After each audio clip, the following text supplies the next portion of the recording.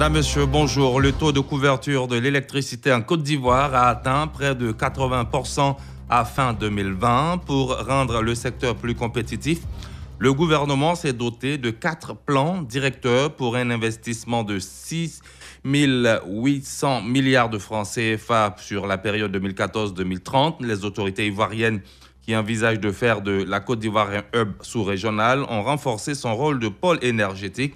Ainsi, la capacité de production de notre pays va passer du simple au double d'ici à 2030 et le pays ambitionne d'électrifier toutes les localités avant la fin 2025. Quels commentaires faites-vous de cette embellie? Eh bien, nous vous attendons au 27 20 21 44 48, 27 20 24 27 87.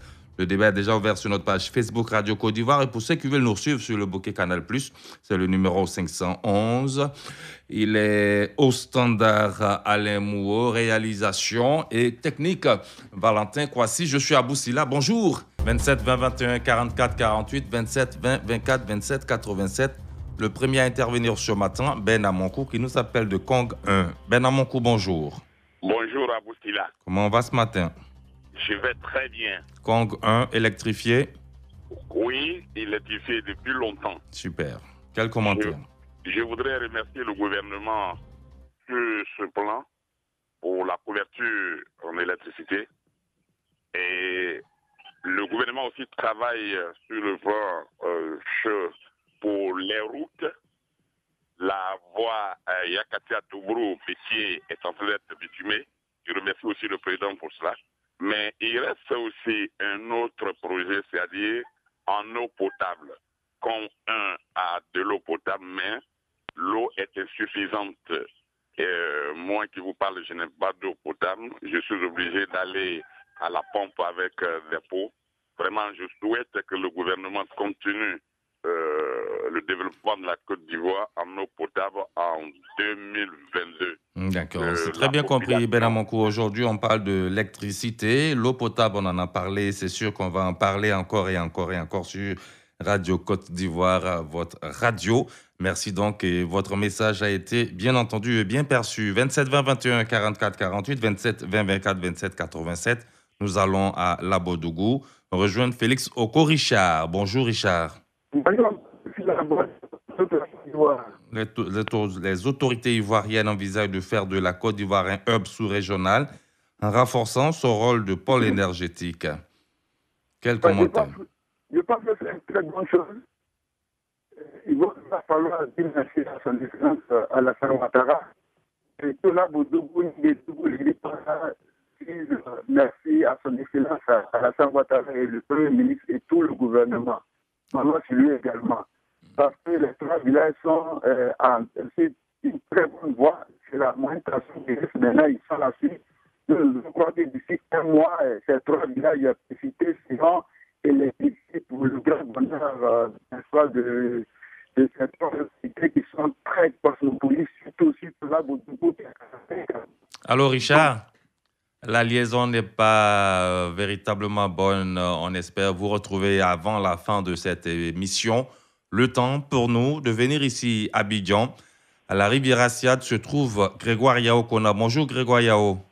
Bonjour mon frère Boussila. Vous ne quittez pas, on prend la direction d'Adzopé. Kambou, Basile. Bonjour Kambou. Bonjour monsieur. La parole est à vous. Bien, je m'appelle Kambou Basile. Je voudrais remercier le président de la République et le gouvernement pour toutes ces réalisations.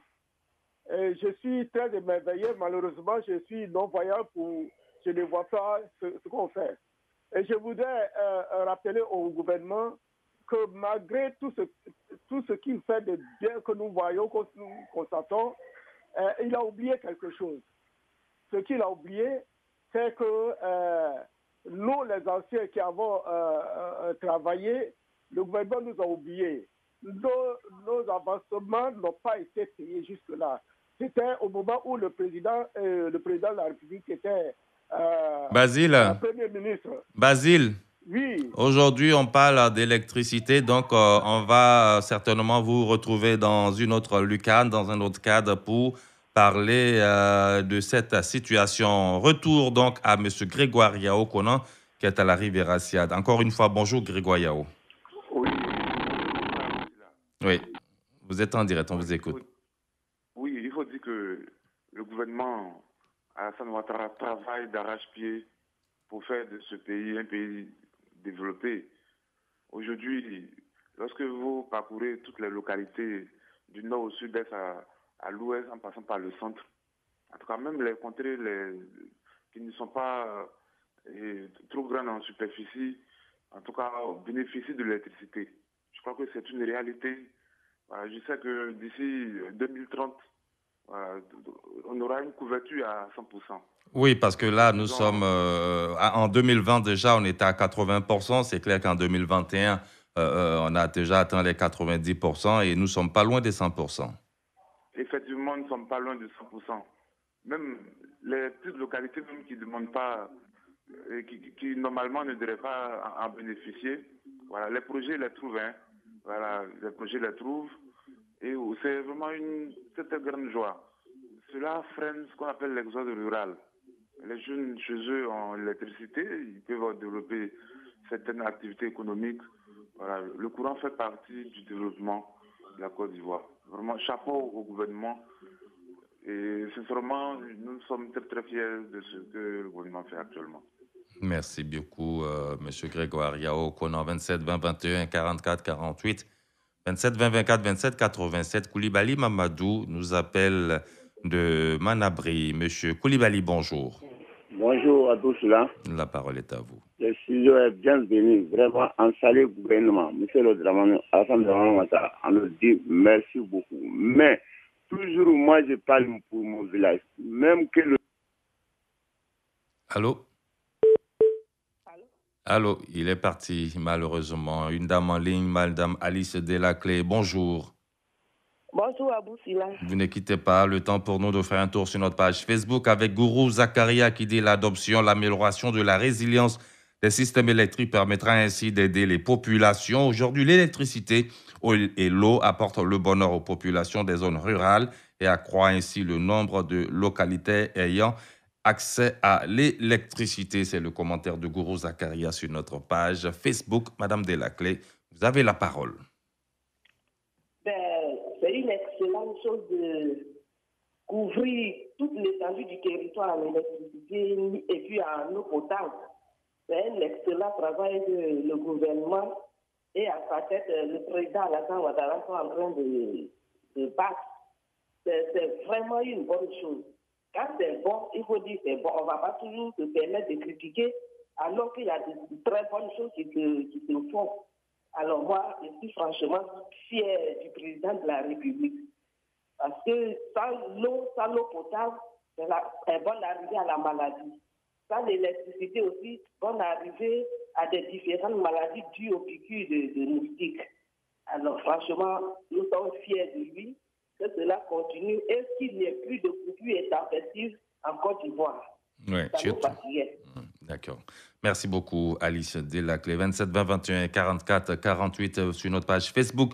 Bosson AC Rémy dit ce qui est intéressant dans l'affaire, c'est que désormais toutes les localités du pays bénéficieront de l'électricité sans exception. Merci donc au président de la République et à tout le gouvernement. Toutefois, je souhaiterais que l'État prenne en compte tous les détails liés aux réalisations en cours. Par exemple, pour réhabiliter une route, il faut penser à la traversée des villes et villages, placer des cassis ou dodanes homologués pour freiner l'ardeur des usagers parce que l'incivisme bat son plan sur nos routes, écrit Bosson Rémy, qui est de Yopougon, Toarouge. Bertinto l'a dit, l'électricité, c'est le développement. Elle apporte beaucoup de joie et de bonheur dans le cœur de toutes les populations sans exception. Merci au gouvernement pour cette bonne politique d'électrification. C'est simplement merveilleux, commente-t-il. 27 20 21 44 48, 27 20 24 27 87.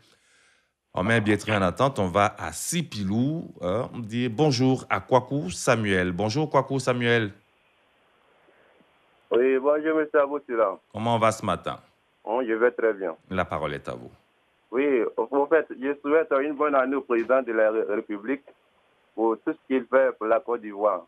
Vraiment, aujourd'hui, nous voyons que le président travaille pour toute la Côte d'Ivoire au moins le projet de courant, au moins qu'il envoie au moins à la population. Nous souhaitons au moins un bon vent, qui au moins Dieu le bénisse. Mais ce que j'aimerais souligner au moins ce matin est que vraiment, les projets que le président, des fois, il veut donner aux populations, c'est ceux qui prennent les projets vraiment qui font que la population pleure très souvent. Comme ici, le président de Gaba, depuis en 2017 que le président aurait dû voulu nous envoyer courant. Mais M. Yabou, c'est là jusqu'à aujourd'hui, c'est là, ils ont commencé les travaux en 2019. Mais je vous assure que même jusqu'à aujourd'hui, le projet de courant que le président en a voulu donner à Gaba pour aller Grand Gualé, les projets ne sont pas achevés. Vous n'avez pas encore le courant là-bas, c'est ça? Oui, mais les travaux ont commencé en 2019. Mais aujourd'hui, ils viennent, ils travaillent un peu, ils s'en vont. Ils viennent, ils travaillent un peu, donc ils ça s'en veut dire vont. qu'il y a de l'espoir quand même. Hein? Depuis 2019, oui. Ça fait 2 ans. Oui. Ça vient. C'est pourquoi je remercie le président pour tout ce qu'il fait. Mais c'est ceux qui prennent les projets, vraiment, vous souhaitez que ça aille vite pour que le courant soit là-bas très rapidement. C'est bien cela? Oui, justement. Merci beaucoup, Samuel. On souhaite que d'ici à la fin de l'année 2022, vous ayez l'électricité chez vous. 27 20 21 44 48. Nous sommes en ligne avec Zon Gaston Laoui qui nous appelle de Biétry. Zon Gaston, bonjour. Bonjour, mon frère de sang. Sans oublier la radio Côte d'Ivoire. D'accord. Zon Gaston, ne quittez pas. Quelques petits effets désagréables. On va à Lakota. Isaïe Kaza, bonjour. Abousila, bonjour. Comment va ce matin? Ça va, par la grâce de Dieu. D'accord. Vous avez l'électricité chez vous? Non. Allô? Oui. Depuis 2005, les poteaux ont été plantés chez nous à Satroko. Et jusque-là, les gens sont venus maintenant à 2021. Ils nous ont promis qu'on devait fêter avec le courant. Mais vraiment, jusque-là, rien ne marche.